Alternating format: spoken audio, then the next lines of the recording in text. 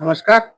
চাওক, অসমৰ গোটেই ৰাইজে জানে যে মই এতিয়ালৈকে 4বাৰ বিধানসভা নিৰ্বাচন খেলিলোঁ আৰু নিৰ্বাচনত পইচা খৰচ কৰিব পৰা কেপাচিটি মোৰ আছে। আজি নগাঁও জিলাত যিমানখিনি প্ৰাৰ্থীয়ে মনোনয়ন দাখিল কৰিছে তেওঁলোকৰ সম্পত্তিতকৈ মোৰ সম্পত্তি কোনো কম নহয় আৰু তেনেকৈ খৰচ কৰিছোঁ।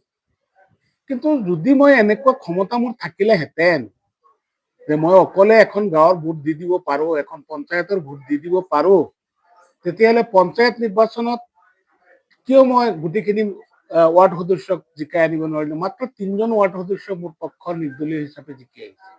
কিয় মই গোটেইখিনি জিকাই আনিলোঁ? এইবিলাক ভিত্তিহীন কথা। এইবিলাক যিবিলাক মানুহৰ হেৰি হয়, এই মূৰৰ বিকৃতি ঘটে, সেই তেনেকুৱা মানুহৰে কথা এইবিলাক। কোনো মানুহে এইটো কথা বিশ্বাস নকৰে, অসমৰ মানুহে বিশ্বাস নকৰে। আজি পঞ্চায়ত নিৰ্বাচনৰ সময়ত যদি মই ইমানেই ক্ষমতাশীল যে এখন পঞ্চায়তৰ কোনো পলিটিকেল পাৰ্টিৰ অফিচ খুলিবলৈ নিদিওঁ, কোনো পলিটিকেল পাৰ্টিৰ ভোট দিবলৈ নিদিওঁ, ইমানখিনি ক্ষমতা যদি মোৰ থাকিলেহেঁতেন তেতিয়াহ'লে পঞ্চায়ত নিৰ্বাচনত মই ইমান কষ্ট কৰিব নালাগে, ইমান চেষ্টা কৰিব নালাগে। পঞ্চায়ত নিৰ্বাচনত কংগ্ৰেছৰো ৱাৰ্ড সদস্য জিকিছে, বিজেপিৰো জিকিছে, বিজেপি সমৰ্থিত জিকিছে, মোৰো জিকিছে। গতিকে এইটো এটা সম্পূৰ্ণৰূপে ভিত্তিহীন। মোৰ বোধেৰে অনিল শইকীয়া ডাঙৰীয়াই মূৰৰ বিকাৰগ্ৰস্ত হৈছে। তেওঁ হৈ পেলাই আবোল তাবোল বকি আছে। এই কথা অসমৰ মানুহে বিশ্বাস নকৰে। আৰু এটা কথা চাওক, মোক মানুহে দল বাগৰা বুলি কৈছে। মই কিয় দলৰ পৰা বাগৰি আহিব লগা হ'ল? আপোনালোকে দেখা পাইছে অসমৰ মাননীয় মুখ্যমন্ত্ৰী হিমন্ত বিশ্ব শৰ্মা ডাঙৰীয়াই যিবিলাক কাণ্ড কাৰখানা কৰিছে, যিবিলাক কাম কৰিছে, যিবিলাক কথা কৈ আছে, এই কথাবিলাক ভাৰতীয় সংবিধানে কেতিয়াও মানি নলয়। সংবিধানক প্ৰধানত্ব কৰি কথাবিলাক কৈ আছে। লগতে সিদিনাখন আটাইতকৈ ডাঙৰ এটা কথা কৈছে যে 1950 চনক ভিত্তিবৰ্ষ হিচাপে লৈ NRC কৰিব। আৰু UCC ভাৰতবৰ্ষৰ দুখন ৰাজ্যত UCC চলি আছে, গুজৰাট আৰু উত্তৰাখণ্ড ক'ৰবাত চলি আছে। আৰু অসমতো UCC ইউনিফৰ্ম চিভিল কোড প্ৰয়োগ কৰিব, আইনটো আনিব।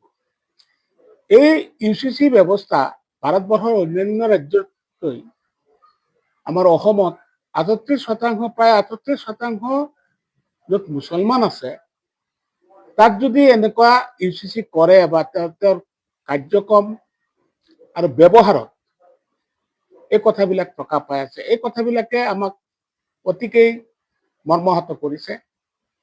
লগতে মিয়া শব্দ নোহোৱাকৈ তেখেতৰ ৰাজনীতি নহয়। মিয়াক মাৰিব, মিয়াক কাটিব, মিয়াৰ কামিহাৰ ভাঙিব, মিয়াৰ ৰাজহাৰ ভাঙিব, এইবিলাক শব্দ সাংবিধানিক নহয়। অসাংবিধানিক শব্দৰে তেখেতে এই নিৰ্বাচনটো পাৰ কৰিব বিচাৰিছে। অসমৰ সন্মানীয় অসমীয়া খিলঞ্জীয়া ভাইসকলে তেখেতসকলৰ মূৰত আছে, তেখেতসকল অসাম্প্ৰদায়িক মানুহ হয়। এইটো শংকৰ এজনৰ দেশ হয়। শংকৰদেৱৰ লগত চাংখা আছিলে। আজি চাংখা লাই খুটা, নামঘৰত যিটো লাই খুটা, এই লাই খুটাৰ নাম কেনেকৈ হ'ল? আমাৰ শংকৰদেৱৰ শিষ্য চাংখা এজন দৰ্জী আছিলে। তেখেতে লা ইলাহা ইল্লাল্লাহ কৈ নামঘৰৰ লাই খুটাডাল পুতিছিল, বহুৱাইছিল। তেতিয়াৰ পৰা হ'ল এইটো লাই খুটা নাম। এই কথাখিনি লগত কোনো সামঞ্জস্য নৰখাকে আজি বটদ্ৰৱা থানত ধুতি নিপিন্ধাকে মানুহ সোমাব দিয়া নাই। এইটো আমি মৰ্মাহত হৈছো। কাৰণ শংকৰদেৱ আমাৰ অতি পূজনীয় সন্মানীয় এজন ব্যক্তি আছিলে, এজন মহাপুৰুষ আছিলে। তেখেতক আমি মহাপুৰুষ হিচাপে জানো। আৰু তেখেতে কোনো দিন এনেকুৱা হিংসা ভাৱ দেখুওৱা নাছিলে। আজি এই চৰকাৰখনে এনেকুৱা কৰিছে। আজি চাওক, 1950 চনৰ ভিত্তিবৰ্ষ লৈ যদি NRC খন আকৌ পুনৰীক্ষণ কৰিবলৈ যায়, আমাৰ মানুহৰ সাংঘাতিক ধৰণৰ হাৰাশাস্তি হ'ব। আৰু এই হাৰাশাস্তি আজি হিমন্ত বিশ্ব শৰ্মা ডাঙৰীয়াই মুখেৰে যেতিয়া কৈছে হয়তো কৰিব, তেখেতৰ চৰকাৰ আহিলে কৰিব। গতিকে এই সকলোখিনিৰ পৰা সকলো কথাখিনিয়ে আমাক সঁচাকৈয়ে মৰ্মাহত কৰিছে, মোক মৰ্মাহত কৰিছে। আৰু মনত এটা দৃঢ় প্ৰতিজ্ঞা লৈছো যে অসমত হিমন্ত বিশ্ব শৰ্মাক উপৰাই কংগ্ৰেছ চৰকাৰ আনিব লাগিব, গৌৰৱ গগৈ ডাঙৰীয়াক মুখ্যমন্ত্ৰী বনাব লাগিব।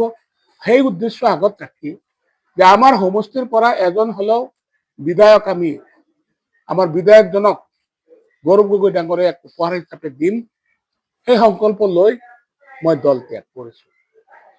লগতে আপোনালোকে জানে মৌলানা বদৰুদ্দিন আজমল চাহাব, তেখেতৰ উপ মুখ্যমন্ত্ৰী লাগে আৰু 3টা মন্ত্ৰী পদ লাগে, যিটো কাৰণত 2016 চনত কংগ্ৰেছৰ লগত এলায়েন্স নহয়, গোপন এলায়েন্স বিজেপিৰ লগত হৈছে। গোপনভাৱে মই তেতিয়া দলত আছিলো, এই দলৰ সাধাৰণ সম্পাদক আছিলো। মই বহুত অনুৰোধ কৰিছো, এই মোৰ অনুৰোধ উপেক্ষা কৰি আৰু বহুতে অনুৰোধ কৰিছিল, উপেক্ষা কৰি গোপনে বুজাবুজি কৰি 2016 চনত অসমখন বিজেপিৰ হাতত গতাই দি আজি অসমৰ অৱস্থা এনেকুৱা হৈছে। আজি না ব্যৱসায়ীসকলে শান্তি পাইছে, না অসমৰ বাসিন্দাসকলে শান্তি পাইছে, না অসমৰ বুদ্ধিজীৱীসকলে শান্তি পাইছে, না অসমৰ হিন্দু শান্তি পাইছে, না মুছলমান শান্তি পাইছে, না জনজাতি শান্তি পাইছে।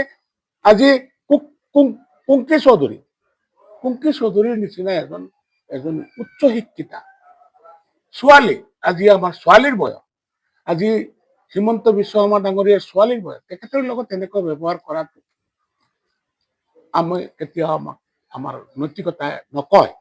গতিকে এনেকুৱা ধৰণে অসমখনক অশান্ত কৰাৰ গুৰিতে মৌলানা বদৰুদ্দিন আজমল। আজি মৌলানা বদৰুদ্দিন আজমলে যোৱা MP ইলেকশ্যনত তেখেতৰ হেলিকপ্টাৰ লৈ হিমন্ত বিশ্ব শৰ্মা বা বিজেপি দলৰ হেলিকপ্টাৰ লৈ প্ৰচাৰ চলাইছে।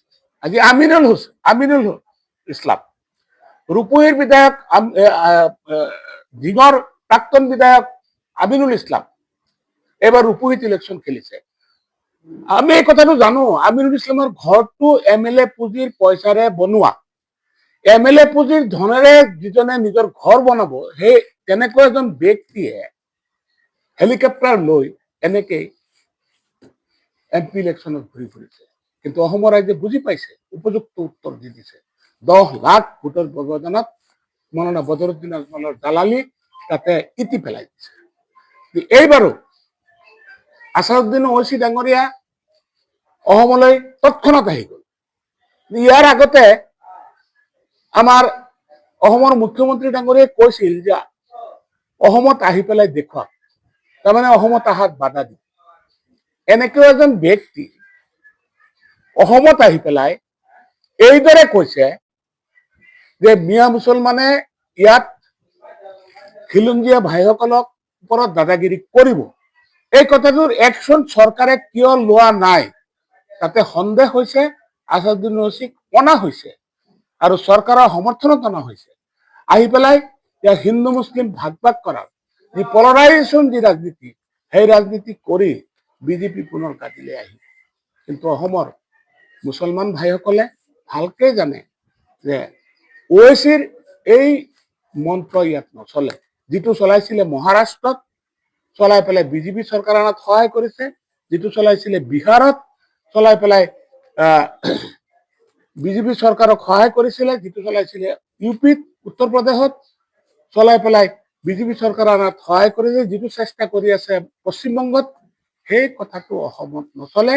অসমৰ ৰাইজে বুজি পাইছে মৌলানা বদৰুদ্দিন আজমলৰ দালালি আৰু তেওঁৰ আছাদুদ্দিন ওৱৈচীৰ দালালি ভালকে বুজি পাইছে। এয়া কথা নচলে।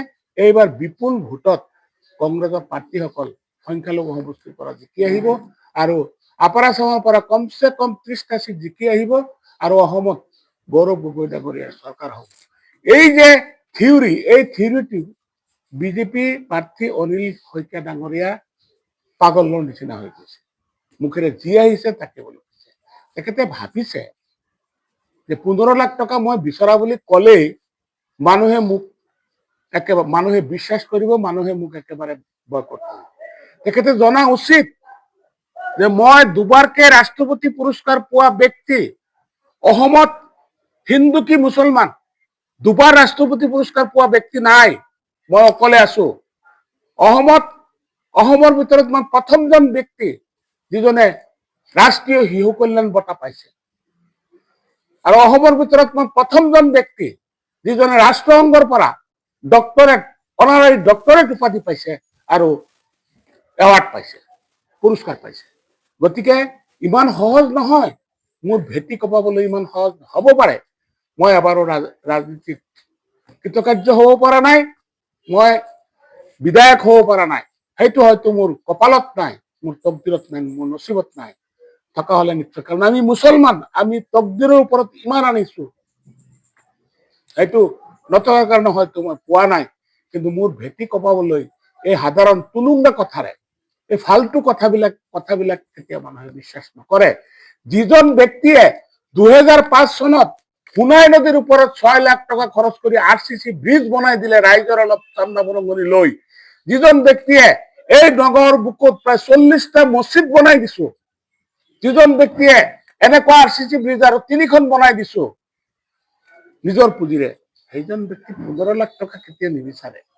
এইটোতো এটা সাধাৰণ কথা।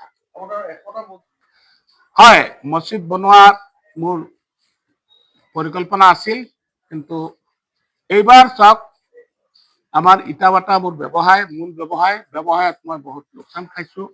এইবাৰ ব্যৱসায় ভালকে হোৱা নাই, ইটাৰ দাম একেবাৰে কমি গৈছে, মানুহৰ ক্ৰয় ক্ষমতা কমি গৈছে, যিটো কাৰণে মই আৰ্থিক অলপ স্থবিৰতা আহিছে মোৰ আৰ্থিকত, যিটো কাৰণে মোৰ ইনকামৰ পৰা পইচাবিলাক দি আৰু ৰাইজৰ পৰা দান বৰঙণি সংগ্ৰহ কৰি, মই অকলেতো নবনাও, ৰাইজৰ পৰাও, মোৰ বন্ধু বান্ধৱ, মোৰ হিতাকাংক্ষীসকলৰ পৰা দান বৰঙণি লৈ মই মছজিদবিলাক বনাও। কিন্তু আজি দেখা গৈছে যে ৰাইজৰ ফালৰ পৰা তেনেকুৱা দান বৰঙণি অহাৰ আশাটো বহুত কম, আৰু মোৰ নিজৰ ফালৰ পৰাও মই ইমানখিনি এফৰ্ড কৰিব পৰা নাই, যিটো কাৰণে মই এইটো কৰিব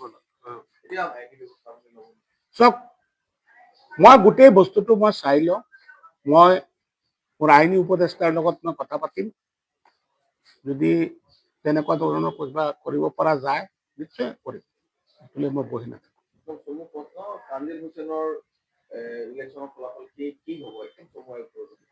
চব তানজিল হুছেইন 1 লাখৰ পৰা 1,20,000 ভোট পাব চামগুৰি সমষ্টিত। গতিকে তানজিল হুছেইন বহুত ভোটত